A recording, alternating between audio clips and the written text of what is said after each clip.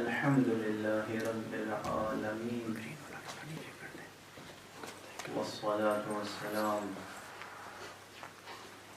على أشرف الخلائق أجمعين سيدنا وسيد الأولين والآخرين حبيبنا وحبيب إله العالمين إمام المرسلين وخاتم النبيين أبي القاسم المصطفى محمد وعلى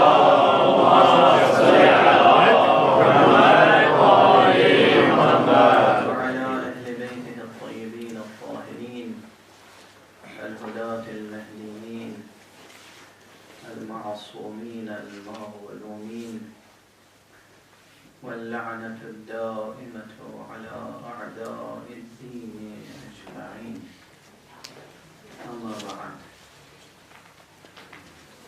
بحمد اللہ آج دوسری مجلس ہے جس میں ہم بحث علم اخلاق و علم فتوت کو آگے بڑھا رہے ہیں۔ وعدہ فی الاصل علم فتوت ہی کے عنوان سے تھا، لیکن چونکہ یہ اصطلاح فتوت کی اصطلاح عام نہیں ہے، اور پھر فتوت کے مباحث بہت بلند مباحث ہیں، اور علم اخلاق کے باقی مبادیات اور مبانی اور مسائل اور مباحث سب تقریباً علم فتوت کے مقدمے میں آ جاتے، اس لیے ہم نے یہ عنوان قائم کیا تاکہ عنوان مانوس بھی ہو اور عنوان ذرا ہمگیر بھی ہو۔ گزشتہ مجلس میں ہر چند کے تمہیدی مباحث تھے، لیکن مباحث اہم تھے۔ آج بھی ایک مختصر سی تمہید سے اور گزریں گے ہم، اور وہ یہ ہے، چونکہ ہماری کوشش یہ ہے کہ جب عنوان میں علم شامل ہے، علم اخلاق، علم فتوت، تو جو اس علم کو حاصل کرنے کے علمی شرائط ہیں وہ بھی پورے ہوتے رہیں، اور جو عملی تقاضے ہیں وہ بھی پورے ہوتے رہیں۔ یعنی اگر تعلیمی نقطہ نظر سے، خالص تعلیمی نقطہ نظر سے اور نظریاتی نقطہ نظر سے، تھیوریٹیکل پوائنٹ آف ویو سے کوئی شخص ان گفتگوؤں میں حصہ لے تو وہ بھی کسی حد تک مطمئن ہو، اور جو لوگ متخصص نہیں ہیں، عام مزاج رکھتے ہیں، تعلیمی تقاضے الگ ہوتے ہیں اور عملی تقاضے الگ ہوتے ہیں، تو جو لوگ صرف عملی تقاضوں سے سروکار رکھتے ہیں ان کے لیے بھی اس میں کچھ نہ کچھ مواد ان کی تواضع کے لیے موجود ہے۔ ویسے یہ اصل اصیل، یہ بنیاد ہمیشہ ذہن میں رہے، جو مقرر بارہا میں نے عرض کی ہے آپ کے سامنے، کہ علم و عمل میں تفکیک واقعاً ممکن نہیں ہے۔ علم و عمل دو چیزیں نہیں ہیں۔ اگر عمل نہیں ہوگا تو اس کے معنی ہے کہ علم نہیں ہے، اور اگر علم نہیں ہوگا تو اس کے معنی یہ ہے کہ عمل نہیں ہے۔ یہ بعض حضرات کے لیے بات ذرا سا بہت بہت طلب ہوگی کہ ہم جسے کہتے ہیں کہ برسبیل عموم و اطلاق، یا جسے کہتے ہیں کہ نفی جنس کے عنوان سے ہم کہہ رہے ہیں، لا نفی جنس، لا علم لمن لا عمل له۔ اگر عمل نہیں ہے تو علم ہوگا ہی نہیں، وہ علم نہیں ہے، فریب دانش ہے۔ عالم ہونے کا کی خوش فہمی ہے اگر عمل نہیں ہے، اور اسی طرح عمل کی حقیقت یہ ہے، حقیقت عمل یہ ہے کہ وہ علم پر استوار ہو. اگر علم کے بغیر عمل میں وہ عمل وجود میں آ رہا ہے تو وہ عبث ہو سکتی ہے، حرکت، عمل نہیں ہو سکتی. یہ بہت اہم ایک اصول زندگی کا سمجھ لیجیے. ہاں، کوئی بھی حرکت ہماری بغیر علمی بنیاد کے ہوگی تو وہ حرکت معتبر ہو سکتی ہے، اور کوئی بھی علم اگر اس کے نتیجے میں عمل سامنے نہیں آتا ہے تو وہ علم کہلانے کا مستحق ہے. اب اس پہ ظاہر دروازے کھل جائیں گے بحث کے، سوالات اٹھیں گے، لیکن ان سوالات پر ہم لوگ غور کرتے رہیں گے. یہیں پر بلکہ ایک چیز عرض کر دیں، فارابی ایک بہت بڑا نام ہے تاریخ علم و حکمت کا. فارابی نے ایک مقام پہ یہ بات کہی ہے کہ عالم، کسی بھی علم کا عالم، اس میں کیا شرائط ہونی چاہیے. جیسے آپ حضرات یہاں تشریف رکھتے ہیں، اب ہم پڑھ رہے ہیں، شروع کر رہے ہیں علم فتوت یا علم اخلاق. کچھ دنوں بعد ہم کہیں گے ہم علم اخلاق کے عالم ہیں مثلا. ویسے خود نہ کہیں کبھی بھی تو بہتر ہے، دوسرے کہیں کہ عالم، خود نہیں ادعا کرنا چاہیے. لیکن عالم ایک پرفیکشن کہ ہم اس علم میں پرفیکشن کی منزل پر پہنچے ہیں. اب یہاں بھی ایک مسئلہ ہے کہ کسی بھی علم میں پرفیکشن کی منزل کبھی نہیں آ سکتی، یہ غلط ہے.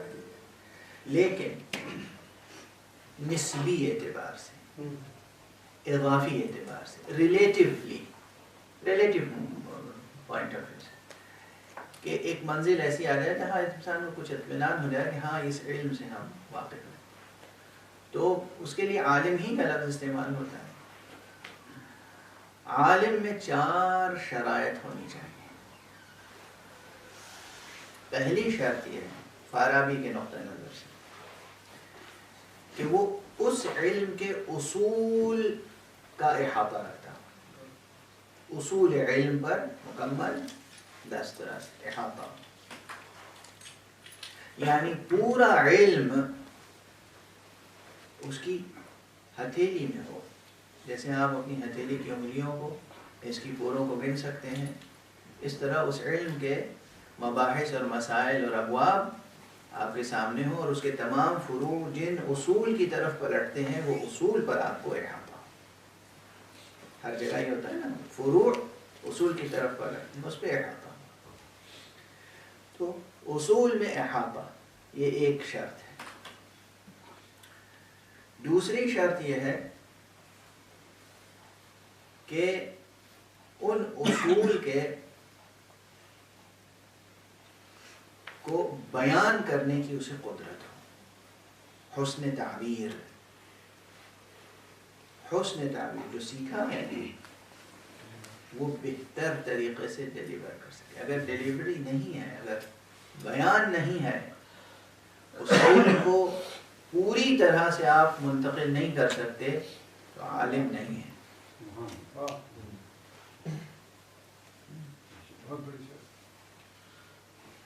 بیان کی قوت، جو علم آپ نے حاصل کیا ہے وہ علم آپ دوسرے تک منتقل کرنے کی قدرت و اہلیت اور صلاحیت بالفعل رکھتے ہوں.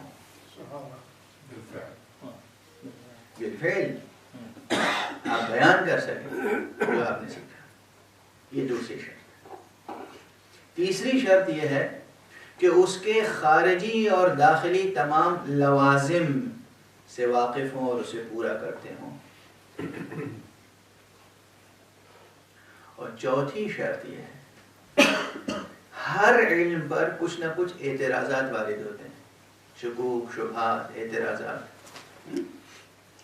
اس جو آپ نے علم حاصل کیا ہے اس علم پر وارد ہونے والے اعتراضات کا آپ جواب دے سکیں، دفاع کر سکیں، ڈیفینڈ کر سکیں. اگر یہ 4 خصوصیتیں پائی جاتی ہیں تو آپ ہیں عالم، ورنہ اس علم کے عالم نہیں کہلائیں.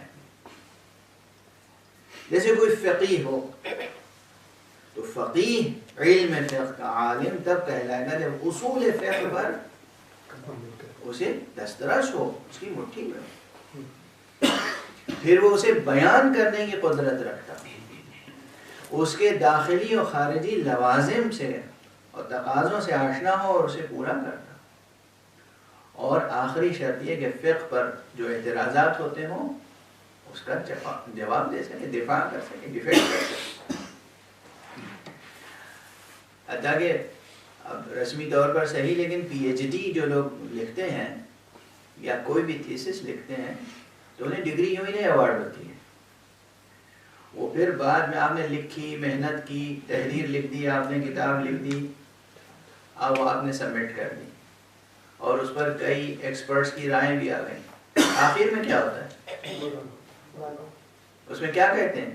اپنی تھیسس ڈیفینڈ کیجیے، آپ وہ پوچھیں گے، آپ سے سوالات کریں گے، اعتراضات کریں گے، آپ جواب دیجیے۔ اب چاہے یہ رسماً ہوتا ہو، ایک رسم ہو گئی ہے یونیورسٹیز میں، لیکن یہ ہے، واضح ہے۔ تو اب علم اخلاق ہے مثلا، تو اس کے اصول پر ہمیں احاطہ تو ہو جائے ان مجلسوں میں بیٹھ کر، اور پھر ہم یہ چاہیں گے کہ انشاءاللہ آپ میں سے ہر ایک جو سیکھے وہ بیان کر سکے، اور بیان کرنے کے لیے کسی مدرسے کے طالب علم کی ضرورت نہیں ہے، آپ کا گھر،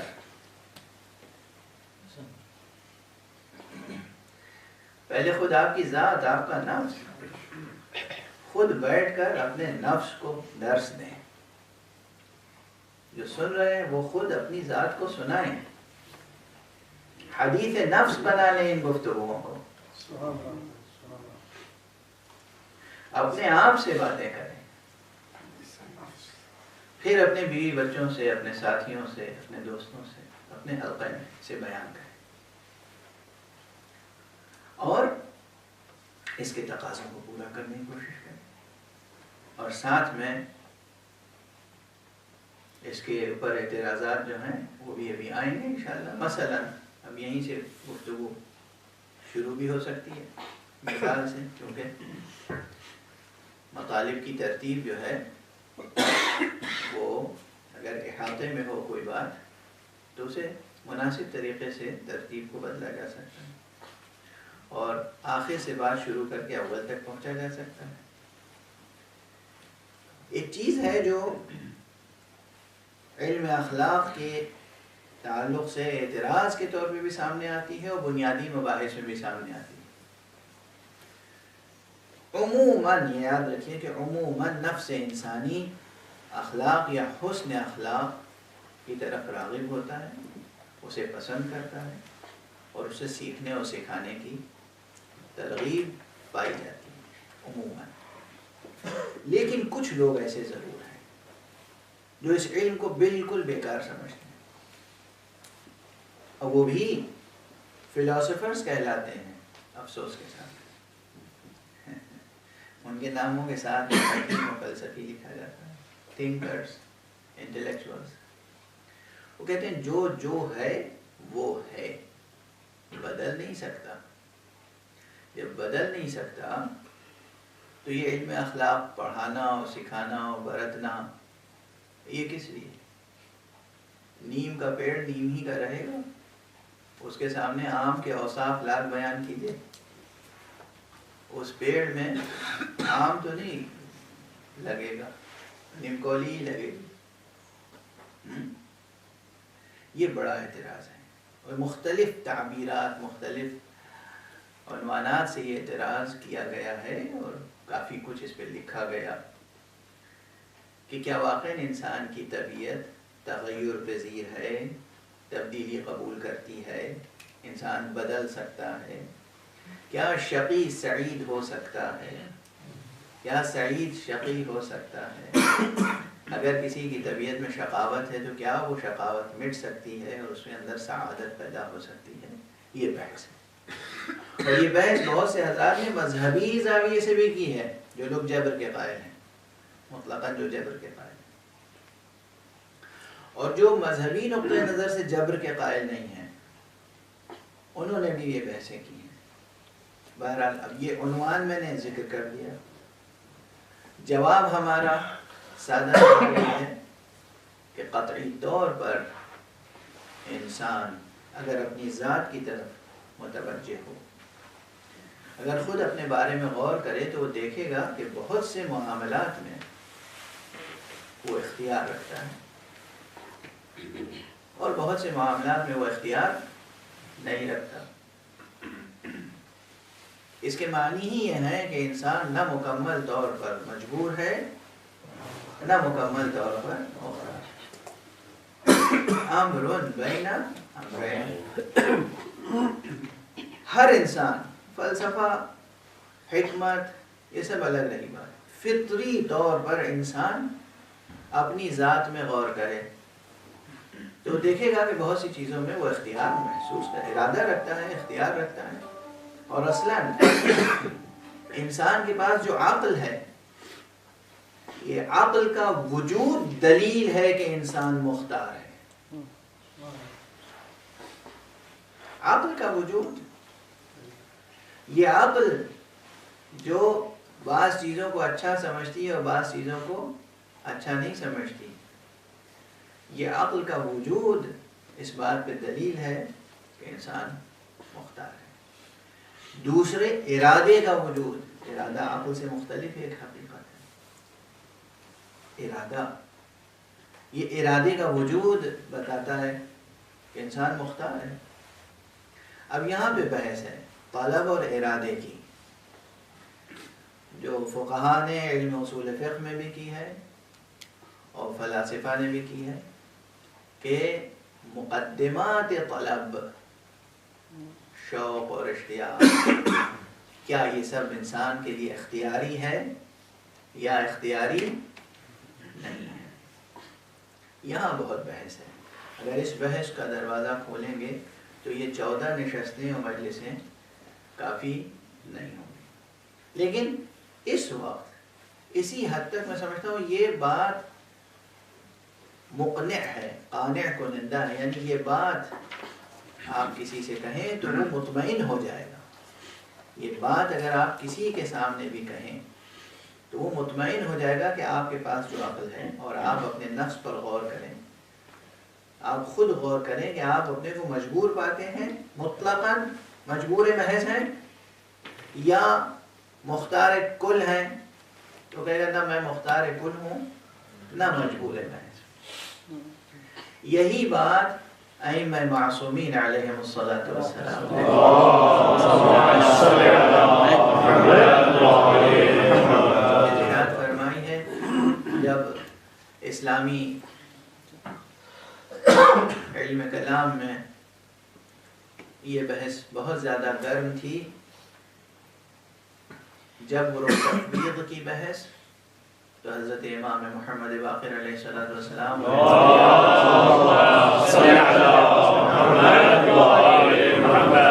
فرمایا تھا کہ لا جبر ولا تفویض بل امر بین امرین، نہ جبر مطلق ہے اور نہ تفویض کامل ہے، بلکہ امر ان دونوں امروں کے درمیان، یہ حد وسط۔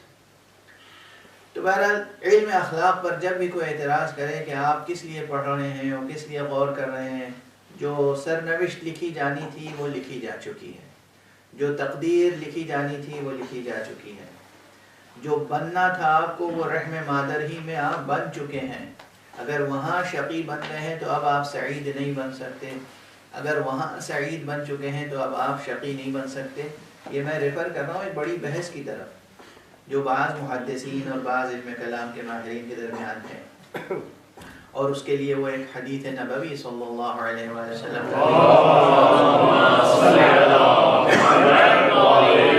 سہارا لیتے ہیں۔ تو بہرحال اس کا جواب ہے تفصیلی، اجمالی جواب یہی ہے کہ بھئی جو چیز سامنے ہو، میں آپ سے پوچھوں میرے ان ہاتھوں میں کتنی انگلیاں ہیں؟ 10۔ کیا سوچنے کی بات ہے؟ جو چیز سامنے ہو اس کے لیے دلیل نہیں تلاش کی جاتی۔ ہم اپنے کو پا رہے ہیں بہت سے معاملات میں مختار،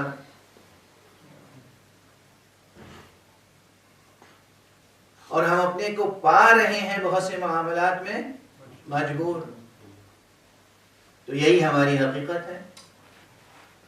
جن چیزوں میں ہم مختار ہیں اس میں ہمیں اپنے ارادے کو اور اختیار کو استعمال کرنے کے لیے اس سلیقے کی طلب ہے جس کا نام علم اخلاق ہے. ہمیں اپنا اخلاق کس لیے درست کرنا ہے؟ تاکہ جو ہمارے ارادی افعال ہیں، جو چیزیں ہمارے دائرۂ اختیار میں ہیں، کم سے کم وہ ہم سلیقے سے کریں. زینت زندگی ہے اخلاق. زندگی بسر کرنی ہے خوبصورتی سے. یہ زندگی کی خوبصورتی کہاں ہے؟ علم اخلاق میں. زندگی بھدے طریقے سے وہ گزارنی ہے یا زندگی خوبصورت طریقے سے گزارنی ہے؟ اب زندگی کی خوبصورتی کہاں معلوم ہوگی؟ زندگی کی خوبصورتی، جسم کی خوبصورتی نہیں، عمارت کی خوبصورتی نہیں، مکان کی خوبصورتی نہیں، مکین کی خوبصورتی، بدن کی خوبصورتی نہیں، نفس کی خوبصورتی، ذہن کی خوبصورتی. یہ خوبصورتی، یہ زیب و زینت، یہ علم اخلاق.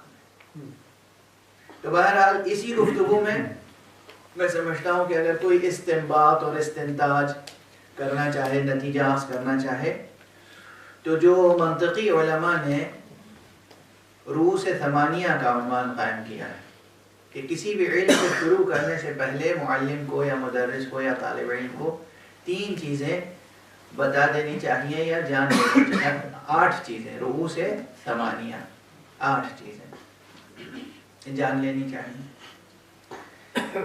ان 8 چیزوں میں سب سے پہلے نام دیکھیے نا، یہ اسے کہتے ہیں تعلیمی طریقہ، میتھڈ، پیٹرن سیکھنے اور سکھانے کا. کہ کسی بھی علم یا فن کو اس کے کچھ سرے آپ کے ہاتھ میں دے دیے ہیں کہ کہاں سے داخل ہونا ہے. ہر علم اپنی جگہ ایک بہت بڑا شہر ہے، ملک ہے، ایک جہان ہے، جہان معنی. اس جہان معنی کے لیے لفظ شہر استعمال کر لیجیے. ہر شہر میں داخل ہونے کے لیے ایک دروازہ اور ایک راستہ ہے.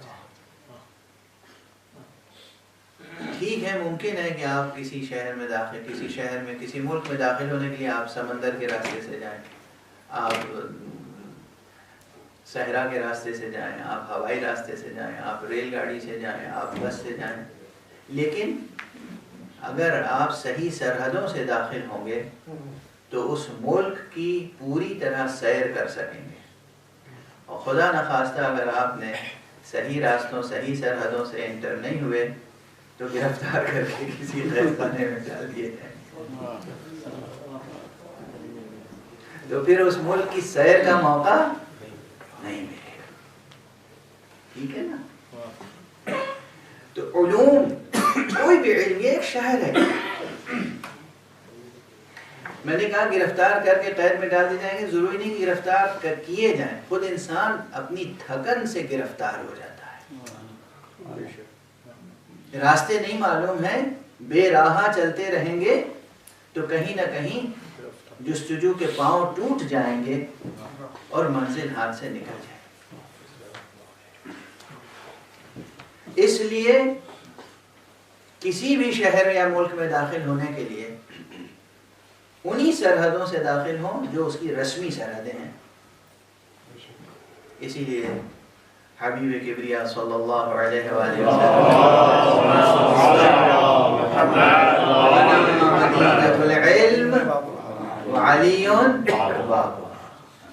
میں شہر علم ہوں اور علی ابن ابی طالب علیہ السلام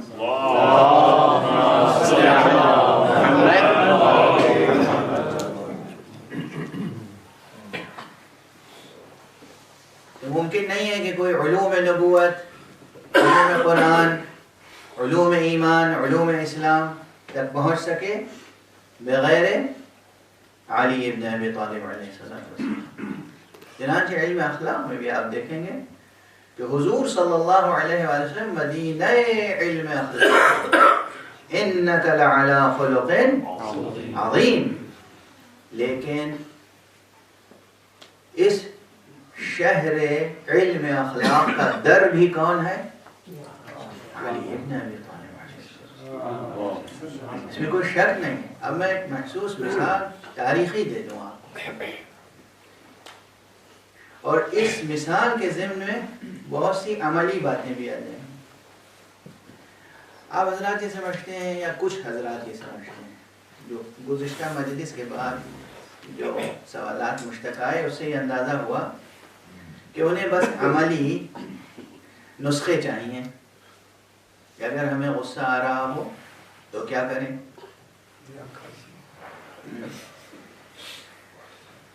یہ سب، یا کوئی اور اخلاقی کمزوری ہو تو اس کو فوراً حل کیسے کریں، جیسے یہ کہ یہ عبا ہے اور کہیں سے یہ پارا ہو جائے، پھٹ جائے، تو اس میں پیوند کیسے لگائیں، رفو کیسے کریں فوراً۔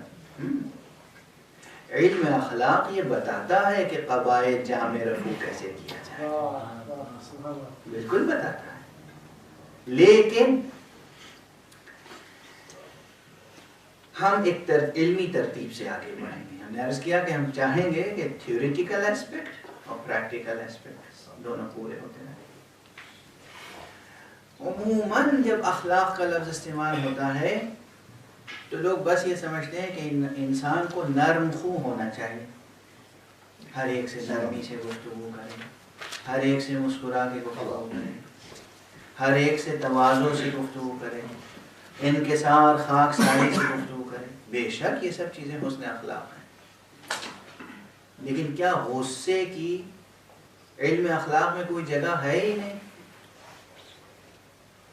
ایسا نہیں۔ کیا سختی کی علم اخلاق میں کوئی جگہ نہیں ہے؟ ایسا نہیں ہے، ایسا نہیں۔ کہاں ہے اور کہاں نہیں، یہی علم اخلاق بتاتا ہے۔ اگر علم اخلاق میں غصے کی اور سختی کی کوئی گنجائش ہی نہ ہو تو علم اخلاق ادھورا رہ جائے گا، اس لیے کہ وجداناً، پھر ہم کہیں وجداناً، وجودی طور پر ہم اپنے اندر غصہ پاتے ہیں، بہت سی چیزوں پر غصہ آ جاتا ہے۔ لاتے ہیں آپ یا آ جاتا ہے؟ آ جاتا ہے۔ آ جاتا ہے کہ معنی یہ ہے کہ آپ کے اختیار میں نہیں ہے، آپ کے اندر ہے وہ چیز۔ جیسے محبت بازار سے کہیں نہیں ملتی، ایسے غصہ بازار میں تھوڑی بکتا ہے کہ کسی نے محبت زیادہ خرید لی اور ذخیرہ کر لی اپنے پاس، کسی نے غصہ خرید کے ذخیرہ کر لیا اپنے پاس، ایسا تو نہیں۔ محبت کا سرچشمہ بھی آپ کے وجود کے اندر ہے اور غصہ بھی آپ کے وجود کے اندر ہے۔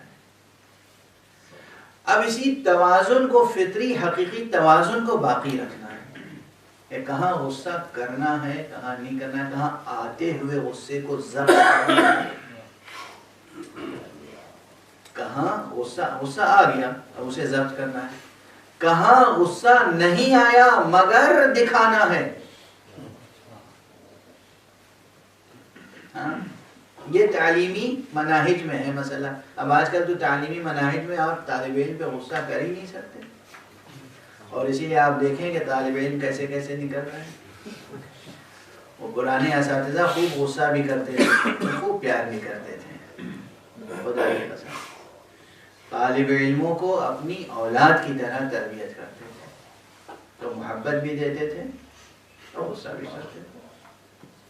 اور دیکھیے کہ کیسے کیسے علماء اور بزرگان وجود میں آتے تھے۔ بارہ تو اب یہ کہ علم اخلاق میں یا علم فتوت میں جہاں رحمت کے تقاضے پورے کرنے ہیں، رحمت کے تقاضے پورے کرنے ہیں، محبت کے تقاضے پورے کرنے ہیں، وہیں غیظ و غضب کی بھی اپنی ایک جگہ ہے۔ جہاں نرم خوئی سے کام لینا ہے وہیں کہیں کہیں پر سختی سے بھی کام لینا ہے۔ اور اسی لیے یہ تعبیر، یہ عبارت ہم تک پہنچی ہے اور معتبر سلسلوں سے پہنچی ہے کہ فرمایا گیا ہے التواضع مع المتواضعین عبادہ والتکبر مع المتکبرین عبادہ. جو لوگ خاکساری سے پیش آتے ہوں تم سے، تواضع، خاکساری، نرم خوئی، جھک کے، بے نفسی سے جو لوگ تمہارے ساتھ پیش آئیں، ان سے اسی طرح بے نفسی سے، خاکساری سے، تواضع سے، انکساری سے، نرم خوئی سے ملنا عبادت ہے. اور اس کے برعکس وَالتَّكَبُّرُ مَعَ الْمُتَكَبِّرِينَ عِبَادَةً، اور جو لوگ تکبر سے پیش آتے ہیں ان کے ساتھ تکبر سے پیش آنا عبادت ہے.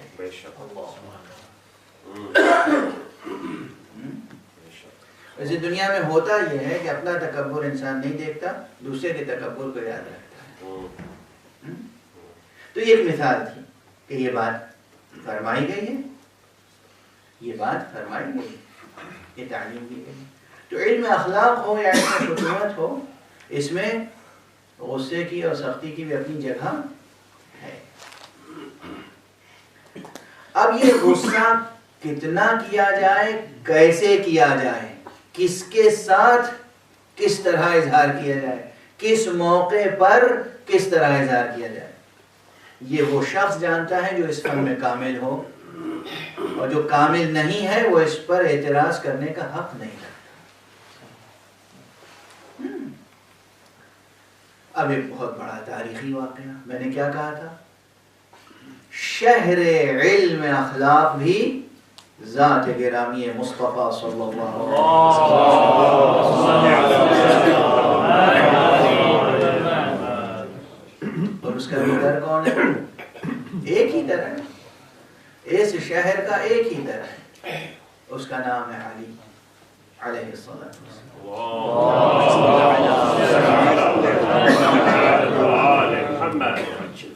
مباہلے کا واقعہ آپ حضرات نے سنا ہوگا. مباہلے میں نصارہ نجران سے مدینہ ہے، اور مسجد نبوی میں پہنچے حضور صلی اللہ علیہ وآلہ وسلم کی خدمت میں. اور حضور کے پاس جانے سے پہلے انہوں نے زرق برق لباس پہنے، وہ جس طرح کا سونے چاندی سے زیورات، اور ظاہر ہے کہ سونا جو ہے وہ ہمارے یہاں حرام ہے مردوں کا، لیکن دوسرے حضرات سونے چاندی کا خوب استعمال کرتے ہیں، اب بھی کرتے ہیں. مرد سونے کی انگوٹھیاں پہنتے ہیں، زنجیریں پہنتے ہیں. تو وہ جو کچھ پہن سکتے تھے زرق برق لباس اور زیورات، وہ پہن کے حضور کی خدمت میں آئے. حضور نے ان کے سلام کا جواب نہیں دیا. اب انہوں نے لوگوں سے پوچھا کہ بھئی ہم نے تو سنا ہے یہ نبی ہیں اور با اخلاق ہیں اور اخلاق کے درجہ کمال پر فائز ہیں، یہ ہمارے سلام کا جواب بھی نہیں دیتے. کوئی اور اگر باب علم ہوتا تو جواب دیتا. کسی کی کچھ سمجھ میں نہیں آیا کہ یہ کیا ہوا، حضور نے ایسا رویہ ان کے لیے کیوں اختیار کیا. ایک ہی بات سب کی سمجھ میں آئی، اگر یہ بات سمجھنی ہو کہ ایسا رویہ حضور نے کیوں اختیار کیا تو علی ابن ابی طالب سے جانے باب مدینہ ان کے پاس آئے کہ بھئی یہ کیا ماجرا ہے. کہا ایسا ہے کہ یہ جو آپ سونے چاندی کے اور جواہرات کے زیورات پہنے ہوئے ہیں، اور یہ شان شوکت نہ دکھائیے، آپ جس لباس سفر میں آئے تھے اسی طرح خاکساری اور تواضع کے ساتھ، سادگی کے ساتھ تشریف لے جائیں. جب وہ سادگی کے ساتھ آئے تو حضور نے کمال اخلاق کا مظاہرہ کیا، اٹھ کے استقبال کیا، بلایا، اپنی مسجد میں انہیں بٹھایا، اور انہیں اپنی مسجد میں ان کو اپنے طریقے سے عبادت کرنے کی بھی اجازت دی. تو اس پیغمبر خاتم صلی اللہ علیہ وسلم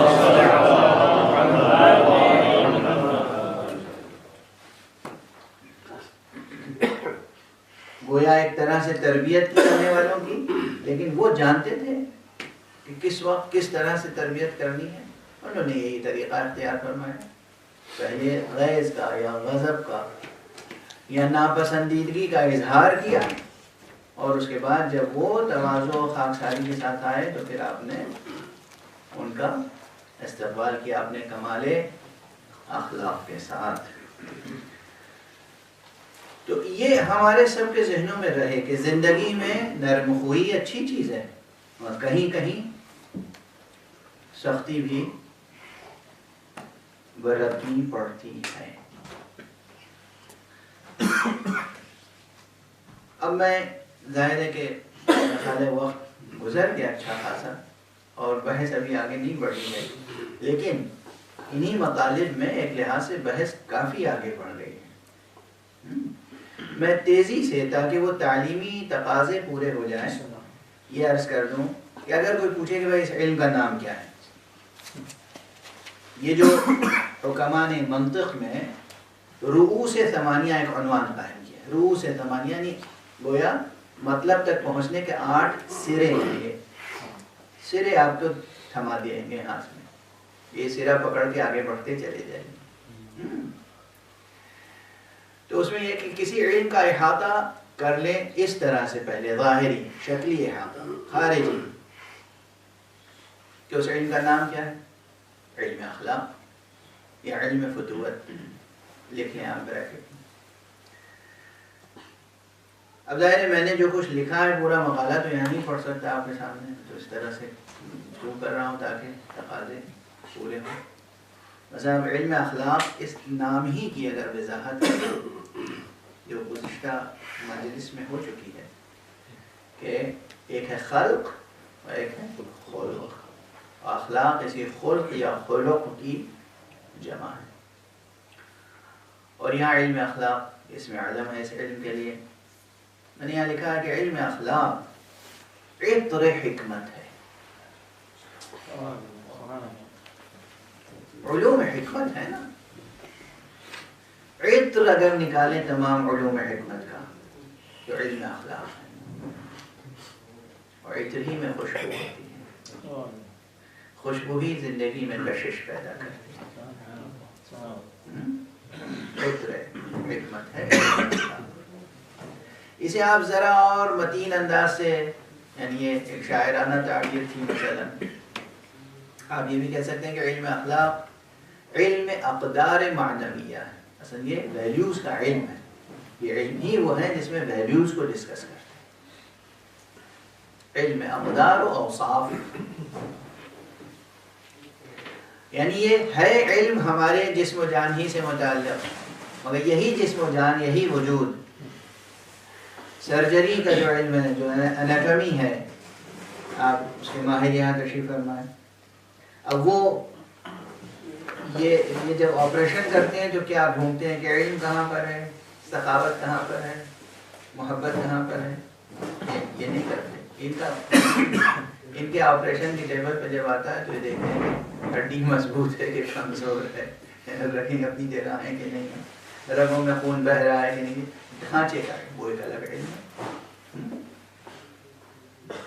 وہ ایک الگ علم. فزیولوجی وہ ایک الگ علم ہے. کتنے علوم ہیں جو انسان سے متعلق ہیں. بلکہ اگر میں یہ کہوں تو غلط نہیں ہوگا کہ تقریباً بیشتر علوم وہ ہیں جو دراصل ذات انسانی سے متعلق. اسی لیے کہا جاتا ہے کہ علم حاصل کرو تاکہ تمہاری ذات قوی اور مضبوط ہو، ذات ایلیویٹ ہو، نفس میں کمال پیدا ہو، ذات کی تکمیل ہو. اپنی ذات کو مکمل بنانے کے لیے علم حاصل کرو، نہ کہ دوسرے کے اوپر روب ڈالنے کے لیے. لوگ علوم حاصل کرتے ہیں پیسے کمانے کے لیے، جاب اورینٹڈ، اپنے نفس کو کامل کرنا ہے. ہر علم کے حصول میں پہلی نیت یہ ہونی چاہیے کہ ہمیں اپنے علم، اپنے نفس کو، اپنی ذات کو درجہ کمال تک پہنچانا ہے. اور اس میں سب سے بڑھ کر جو علم کام آئے گا وہ علم اخلاق. تو یہ اوصاف و اقدار کا علم ہے. اور یہ اوصاف و اقدار پائے کہاں جاتے ہیں؟ ہوا میں، خلا میں، صحرا میں، دریا میں. اوصاف کہاں پائے جاتے ہیں؟ چاند ستاروں میں پائے جاتے ہیں. اوصاف ذات انسانی میں پائے جاتے ہیں. تو براہ راست یہ علم ہماری اور آپ کی ذات سے متعلق ہے. خود اپنی ذات کو ڈسکور کرنا ہے، کشف کرنا ہے کہ ہمارے اندر کیا ہے، کیا نہیں ہے. جو نہیں ہے وہ کیسے پیدا ہو سکتا ہے، جو حد سے زیادہ ہے وہ حد میں کیسے لایا جا سکتا ہے. وہ میڈیکل مثال ہے. وہ چھوٹی سی چیز ہوتی ہے تھائرائڈ گلینڈز ہیں. اگر تھائرائڈ گلینڈز کی جو انزائمز اور جو ہارمونز اور سیکریشنز ہیں وہ زیادہ ہو جائیں یا کم ہو جائیں تو معلوم ہوا کہ گورا آدمی کالا ہو جائے گا، رنگ بدل جائے گا، اور پتہ نہیں کیا کیا تبدیلیاں جسم میں آ جائیں گی. تو یہ تھائرائڈ کا جسم میں ہونا بھی ضروری ہے، نکال کے پھینک نہیں سکتے. اس کا حد میں رہنا بھی ضروری ہے. حد سے زیادہ ہوا تو نقصان، حد سے کم ہوا تو نقصان. پینکریاس ہماری باڈی میں ہے، پورے باڈی کے شوگر کو کنٹرول کرتا ہے. مثلا ابھی پینکریاس نکال کے کاٹ کے پھینک دیجئے، نہیں ممکن ہے. پینکریاس کا رہنا بھی ضروری ہے اور اس کی اپنی حد میں رہنا ضروری ہے. اسی طرح تمام اوصاف کا ہمارے وجود میں، ہماری ذات میں رہنا بھی ضروری ہے اور ان کا اپنی حد میں رہنا بھی ضروری ہے. یہ چیز علم اخلاق بتاتی ہے. تو میں نے جو تعبیر اختیار کی مثلا سمجھنے اور سمجھانے کے لیے کہ علم اخلاق کیا ہے؟ علم اقدار و اوصاف. علم اوصاف و اقدار. اوصاف وصف کی جمع ہے، صفت جو پائی جاتی ہے. اقدار ویلیوز. اقدار ہم لوگ اردو میں استعمال کرتے ہیں، عرب اقدار کی جگہ قیم استعمال کرتے ہیں. قیمہ کی جمع قیم. قیمت، قیمہ یعنی قیمت، قیمت کی جمع قیم. القیم الانسانیہ، انسانی قدریں. تو یہ علم اقدار معنویہ، یا آپ اسے علم اخلاق، علم فضائل و خصائص نفس انسانی ہے. خصائص نفس انسانی اور فضائل نفس انسانی. ہمارے نفس کے فضائل کیا ہیں اور ہمارے نفس کے خصائص کیا ہیں، خصوصیتیں کیا ہیں جو ہمارے نفس میں پائی جاتی ہیں. یعنی دراصل اگر میں یہ کہوں کہ علم اخلاق تنہا وہ علم ہے جو انسان کو بحیثیت انسان مطالعہ کرتا ہے. سرجری ہے، یہ پہلے اپنی چھری کس پہ آزماتے ہیں؟ تیز کر کے جانوروں پہ. علم اخلاق آپ جانوروں پہ نہیں آزما سکتے. یہ آپ کو براہ راست نفس انسانی کو سامنے رکھنا ہوگا اور نفس انسانی کا مطالعہ کرنا ہوگا. یہ ہے علم اخلاق. اور جب اخلاق اپنی بلندی پہ پہنچے گا، پورے علم اخلاق کا سفر جب طے ہو جائے گا اور اس میں کچھ اور چیزیں اضافہ ہوں گی، تب فتوت وجود میں آئے گی. فتوت کی وہ منزل. یہ لفظ فتوت بھی کہاں سے آیا ہے بتا چکا ہوں پہلے. لا فتح الا علی، لا سیف الا. لفظ فتح سے فتوت ہے. تو بہرحال یہ تعبیریں ہیں، ورنہ علم اخلاق نام علم اخلاق ہے یا علم فتوت ہے. اب دوسرا سوال، یہ پہلا رؤوس ثمانیہ میں سے وہ 8 جو سرے ہاتھ میں آنے چاہیے ان میں سے پہلا سرا کیا ہے کہ علم کا نام. دوسرا کیا ہے؟ کہتے ہیں واضع علم کون ہے، یعنی اس علم کو ایجاد کس نے کیا، اس علم کو کشف کس نے کیا، بانی کون ہے اس علم کا. اب یہ بحث اکثر علوم کے ساتھ ہے اور لوگ جس طرح کرتے ہیں، کہتے ہیں مثلا علم منطق کے بانی کا نام بتایا جاتا ہے ارسطو. ایرسٹوٹل وہ ہے جس نے لاجک میں سب سے پہلے کتاب لکھی. دراصل وہ علم منطق کے قوانین کا واضع نہیں ہے، یہ اصول، یہ پرنسپلز، یہ لاز، یہ بائی لاز، یہ جو کچھ بھی آپ پڑھتے ہیں لاجک میں، یہ ڈیفینیشنز اس نے ظاہر ہے کہ ڈیفائن کرنے کی کوشش کی. دراصل علم منطق علم نفس انسانی کا ایک جز ہے. نفس انسانی میں ایک قوت ہے جسے قوت عاقلہ یا ذہن کہتے ہیں. یہ ذہن بازار میں بکتا ہے کہ یہ ذہن جو اللہ سبحانہ و تعالی نے آپ کو عطا فرمایا، دست فیاض قدرت نے عطا کیا ہے اور مادر فطرت نے پروان چڑھایا ہے. تو یہ جو ذہن ہے آپ کا، یہ آپ کے اندر ہے. ذہن کس طرح کام کرتا ہے، 2 اور 2 4 کس طرح ذہن جوڑتا ہے، 3 میں سے 2 نکل گئے، کتنے بچے؟ 1. یہ کس طرح ذہن کرتا ہے؟ ذہن کرتا ہے یہ سب کام. یہ ذہن کا مطالعہ دراصل نفس انسانی کی ایک قوت کا مطالعہ ہے. یہ مطالعہ ارسطو نے کیا اور جو کچھ اندر ہو رہا تھا اسے کاغذ پر لکھ دیا. تو وہ مکتشف ہے، اس نے اکتشاف کیا ہے، اس نے ڈسکور کیا ہے جو چیز پہلے سے ایگزسٹ کر رہی تھی. واضح ہے یہ بات؟ تو دراصل علم منطق صفحہ جاں پر یا صفحہ ذہن پر لکھی کس نے تھی؟ یہ علم لکھا کس نے تھا؟ کل کے مشیت نے. تو واضح تو اس کا اللہ سبحانہ و تعالی، حق سبحانہ و تعالی واضح علم منطق ہے. اس کا اکتشاف کرنے والا ایک مغربی دنیا میں ارسطو ہے، لیکن کیا ہندوستان میں بھی ارسطو ہے؟ وہ حکماء، وہ دانشور لوگ جنہوں نے ویداز کی تصنیف کی، اپنشد کی تصنیف کی، اسمرتیوں کی تصنیف کی، وہ حضرت زرتشت جنہوں نے اوستا اور ژند و پاشند کی تصنیف کی، وہ چین میں کنفیوشس اور ان کے علاوہ دوسرے، یہ دنیا کے مختلف حصوں میں مختلف افراد ہیں جنہوں نے اپنی اپنی جگہ پہ ان چیزوں کو ڈسکور کیا ہے اور کشف کیا ہے. آپ صرف ایک شخص کے سر پہ صحرا نہیں مان سکتے. واضح ہے. جس طرح علم منطق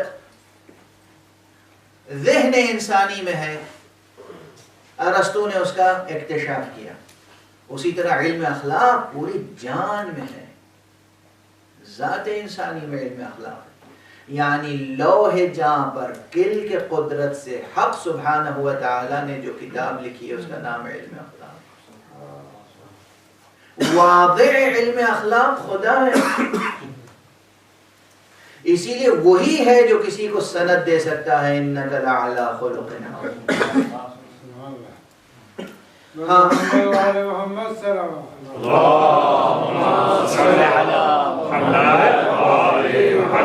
ہاں یہ ضرور ہے کہ جس طرح مغربی دنیا میں یونان کے سلسلے سے جو حکمتیں پھیلی، اس میں علم منطق میں ارسطو کو فوقیت و سبقت حاصل ہے. اسی طرح کہتے ہیں کہ علم اخلاق کا سب سے پہلا بانی یا مصنف یا واضح سقراط ہے، سوکریٹس، یعنی ارسطو کے دادا. کس معاملے میں دادا؟ علمی سلسلہ نسب میں. سقراط شاگرد ہیں افلاطون کے، ارسطو شاگرد ہیں افلاطون کے، اور افلاطون شاگرد ہیں سقراط کے، سوکریٹس، پلیٹو، ایرسٹوٹل. ٹھیک ہے نا؟ تو سوکریٹس کے بارے میں کہا جاتا ہے کہ اس نے چونکہ یہ کہا سب سے پہلے کہ علم فضیلت ہے اور جہل رذیلت ہے، اس لیے اس کے ہاں یہ تصور پایا جاتا تھا علم اخلاق. اور اس کے تمام ڈائلاگس اور مکالمے موجود ہیں بہرحال یہ پھر میں عرض کروں گا کہ سقراط کا نام، افسوس یہ ہے کہ ہمارے مصنفین بھی یہ لکھ کے آگے بڑھ جاتے ہیں واضع علم اخلاق می گویند کے سقراط بود. نہیں بھائی، ارے بھائی وہ سقراط دنیا کے ایک گوشے میں، ایران میں خود زرتشت، حضرت زرتشت، اور ہندوستان میں جنہوں نے ویداز لکھی ہیں وہ لوگ علم اخلاق کے کس بلند ترین منزل پہ فائز تھے. چین میں رسول اللہ صلی اللہ علیہ وآلہ وسلم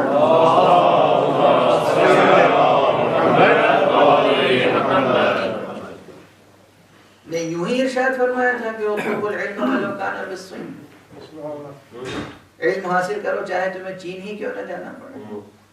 دیکھیے ہمیشہ تنگ نظری تو سب سے بڑا اخلاقی جرم ہے. یکچش نہیں ہونا چاہیے، تنگ نظری نہیں. چین میں ایک جہان علم وہاں تھا اور ہے، ہندوستان میں ایک سلسلہ تھا اور ہے، ایران میں ایک سلسلہ تھا اور ہے، عرب میں ایک سلسلہ تھا اور ہے. وہ جو تھا اسے نظروں سے ہٹایا گیا ہے انشاءاللہ اس فقیر سے. وہ سلسلہ جو گم کر دیا ہے مورخین نے وہ بھی ڈسکور کر لیجیے گا انشاءاللہ. اور اس پورے سلسلے کو شرق سے غرب اور شمال سے جنوب تک جو پہلے سے موجود تھا اور مر رہا تھا اور مٹ رہا تھا، اسے دوبارہ زندگی جس نے دی ہے وہ شجرہ طیبہ محمد والے محمد علیہ نزول قرآن کے ساتھ اور بعثت مصطفیٰ صلی اللہ علیہ وآلہ وسلم کے ساتھ تمام علوم حقیقیہ اور علوم اصلیہ اور علوم فطریہ، تمام علوم، ہر علم کو زندگی مل گئی، چنانچہ علم اخلاق. اب پھر اس دور میں ہر شخص بیٹھے اور کہے کہ علم اخلاق کا واضح سقراط کا بہت بڑا مرتبہ ہے، بہت بڑا مرتبہ ہے سقراط. میں احترام کرتا ہوں اور یہ بھی عرض کر دوں کہ سقراط نبی خدا حضرت ادریس کے شاگردوں میں سے تھے، ان کے براہ راست نہیں بلکہ ان کے شاگردوں میں سے تھے. فیثاغورس، پائتھاگورس وغیرہ، یہ سب کا علم سلسلہ علوم انبیاء سے مقتبس ہے. سب نے وہاں سے اقتباس کیا ہے، سب نے روشنی وہیں سے لی ہے. جیسے یہ چاند سورج سے روشنی لیتا ہے، اسی طرح سب نے ایک سر چشمے سے روشنی لی ہے، وہ علوم انبیاء ہیں. تو اب یہ سوال، بس یہ بحث یہاں پہ روکتے ہیں. رؤوس ثمانیہ میں سے دو باتیں ہوں. نام علم اخلاق واضح ہے تو حق سبحانہ و تعالی، لیکن مختلف دنیا کے مختلف حصوں میں مختلف مفکرین، مختلف معلمین اخلاق، مختلف بزرگوں نے اس کا اکتشاف کیا اور لوگوں کے سامنے معلم اخلاق کے طور پر سامنے آئے. ہمارے لیے سب سے بڑا معلم اخلاق ذات گرامی مصطفیٰ صلی اللہ علیہ وسلم. متن اخلاق ہمارے لیے قرآن ہے، معلم اخلاق ہمارے لیے مصطفیٰ صلی اللہ علیہ وآلہ وسلم ہے، اور تربیت کرنے والے ماشاءاللہ معصومین علیہ الصلوۃ والسلام علیہ الصلوۃ والسلام. وقت ہے ابھی کچھ اور؟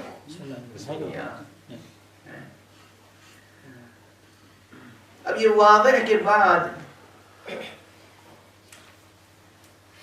خود علم منطق میں جو رؤوس ثمانیہ اس کی ترتیب میں مجھے ہمیشہ کلام رہا ہے کہ کس طرح وہ 1 2 3 ترتیب کیسے.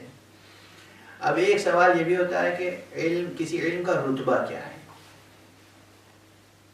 یعنی رتبے سے مراد، رتبے کا تعین اس کے لیے خود مستقل ایک لیکچر چاہیے کہ کسی علم کا سلسلہ علوم میں، علوم بہت سے ہیں نا، علوم بہت سے، تو کس علم کو کس جگہ رکھا جائے، کس جگہ رکھا جائے کہ معنی یہ ہے کہ پھر اس سے پہلے کیا کیا ہے اور اس کے بعد کیا کیا ہے، یا اس کے بعد کیا ہے، کیا کیا تو نہیں سمجھ میں آئے گا کیا ہے. واضح ہے. مثلا اچھا یہ رتبے کا تعین کیسے کیا جا سکتا ہے؟ یہ تفصیل سے بحث طلب بات ہے. ہر آخر کسی نے اس موضوع پر لکھا بھی نہیں جو شارحین ہیں کہ کسی علم کا رتبہ معین کیسے کرتے ہیں. ظاہر رتبہ معین کرنے کے لیے بھی کئی زاویے ہیں، کس زاویے سے معین کیا جائے یہ ایک تفصیلی بحث ہے. جہاں جہاں میں کہہ دوں تفصیلی بحث ہے وہاں ایک کوشچن مارک لگا لیجیے گا اور یہ یاد رکھیے گا کہ آپ میں سے پروردگار جسے بھی توفیق عطا فرمائے وہ اس ایشو پر، اس سوال پر غور کرتا رہے اور پروردگار سے طلب کرے ممکن ہے وہ اسی ایک ایشو پر پوری تھیسس لکھ لے. ہے کہ پروردگار عطا فرمائے. بہت سے ایسے سوالات ہیں. دیکھیے نا تھیسس آپ لکھتے ہیں کسی ایک مسئلے پہ پوری کتاب لکھی جا سکتی ہے اور لکھی جاتی ہے. تو علوم کا جو شجرہ ہے، بذر کیا ہے، بیج کیا ہے، تخم کیا ہے، یہی طے شدہ ہے کیا؟ Already decided. معلوم ہے نیم کا پیڑ بونا ہوگا تو نیم کولی بو دیں گے. آم کا پیڑ پودا بونا ہوگا تو آم کی گٹھلی بو دیں گے. علم کا بذر، بیج کیا ہے، کہاں سے شروع ہوگی؟ بس ابھی سوال کر رہا ہوں میں، خوب تھکائیے گا اپنے ذہن. اچھا جب بیج ہی کی خبر نہیں ہے تو پھر شاخ در شاخ ہم تو پھیلا ہوا شجرے سایہ دار علم دیکھ رہے ہیں اپنی آنکھوں سے. علوم کی، فنون کی شاخیں پھیلی ہوئی ہیں اور ان شاخوں کے سائے میں زندگی بسر ہو رہی ہے، گزر رہی ہے. تو اب یہ طے کرنا کہ کس علم کا رتبہ کیا ہے، یہ فکری اور منطقی اور حکیمانہ محنت چاہیے اس کے لیے. یہ خود ایک مستقل تھیسس کا موضوع. لیکن اب میں نے انٹروڈیوس کر دیا نا تھیسس کا موضوع. شوق آپ میں بیدار ہو تاکہ آپ کچھ کریں. اس وقت جواب مجھ سے ایک سادہ سا سن لیجئے تاکہ بات آگے بڑھے. کبھی کیا ہوتا ہے کہ ایک ایسی چیز رکھی جائے جب آپ بڑی لمبی چوڑی عمارت بنا رہے ہوں تو باقاعدہ سیڑھی تو بعد میں بنتی ہے، پہلے کیا بن جاتا ہے؟ وہ لکڑی کا یا لوہے کا جی، آپ اس کا سہارا لے کے اوپر چلے جاتے ہیں، وہ سیڑھیاں بعد میں بنتی رہتی. تو ابھی کوئی ایک ایسی چیز سامنے ہم رکھ لیں کہ بات آگے بڑھ جائے. علم اخلاق کے لیے یاد رکھیے کہ یہ تعبیر اس پر زیب دیتی ہے، هو الاول هو الاول. علم اخلاق میں گفتگو شروع کرنے کے لیے کوئی شرط نہیں ہے کہ آپ پہلے عربی پڑھ لیں، پہلے منطق پڑھ لیں. جیسے کسی کو فقیہ بننا ہے، مجتہد بننا ہے، فقیہ مجتہد بننا ہے تو ظاہر ہے کہیں گے پہلے عربی زبان پڑھیے. پہلی چیز بذر، بیج. بننا کیا ہے؟ مجتہد یا فقیہ. جن لوگوں کو لفظ مجتہد سے چڑ ہے وہ فقیہ سمجھے. فقیہ بننا ہے، فقیہ یعنی علم فقہ، تفقہ فی الدین. فقیہ بننے کے لیے کیا شرط ہے؟ پہلی عربی زبان. بیج وہ ہے عربی زبان کے بعد منطق، منطق کے بعد اصول فقہ، اصول فقہ کے ساتھ ساتھ علم رجال، علم تفسیر. تفسیر نہیں آئے گی تو آیات احکام سے متعلق بحث کیسے چلے گی؟ آیات احکام کہاں ہیں؟ قرآن میں ہے کہ نہیں؟ آپ کہہ کے گزر جائیں گے تفسیر کی ضرورت نہیں ہے. آیات احکام کہاں ہیں؟ آیات احکام سمجھیں گے کیسے؟ اسی آیت کو سمجھنے کا نام ہی تو تفسیر ہے. تو ساتھ ساتھ رجال، تفسیر، غریب الحدیث، غریب القرآن، یہ سب علوم ہیں. اس کے بعد آپ حکم ثابت کرنے کے قابل ہوں گے تو کہلائیں گے فقیہ. ایک سلسلہ ہے. علم اخلاق شروع کرنے کے لیے کوئی شرط نہیں ہے. اپنے صحیفہ جاں کو سامنے رکھنے کی شرط ہے. کتاب ذات. هو الاول هو الاخر. هو الاخر کیوں کہہ رہا ہوں؟ کہیں سے بھی شروع کیجئے اور چاہے آپ فقیہ بن جائیں، مجتہد بن جائیں، مرجع تقلید بن جائیں، مگر پھر بھی آپ کو علم اخلاق پر غور کرتے رہنے کی ضرورت ہے. آخر تک آپ کو علم اخلاق پہ غور کرنے کی بھی ضرورت ہے اور عمل کرنے کی بھی ضرورت ہے کہ آپ کے دروازے سے کسی کو دھکا دے کے دور نہ کیا جائے. معلوم فقیہ صاحب کمرے میں بیٹھے ہوئے, باہر کچھ لوگ بیٹھے ہیں, مومنین آئے زیارت کے لیے اور مومنین کو اس طرح دھکا دیا گیا کہ بیچارے سڑک پہ گر گئے. مثلا مثال دے رہا ہوں, کوئی خاص واقعے کی طرف اشارہ نہیں, مثال دے رہا ہوں. تو علم اخلاق هو الاول هو الاخر.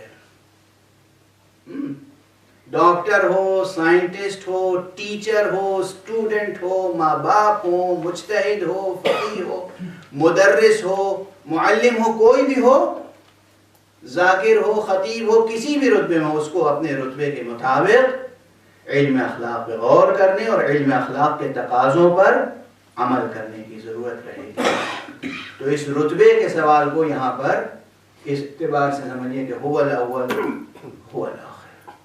علم اخلاق سے بات شروع ہوگی اگر ہم انسان ہیں, اور علم اخلاق پہ بات ختم ہوگی اگر ہم انسان ہیں. میرا خیال ہے آج اسی قدر گفتگو پہ ہم روک دیتے ہیں.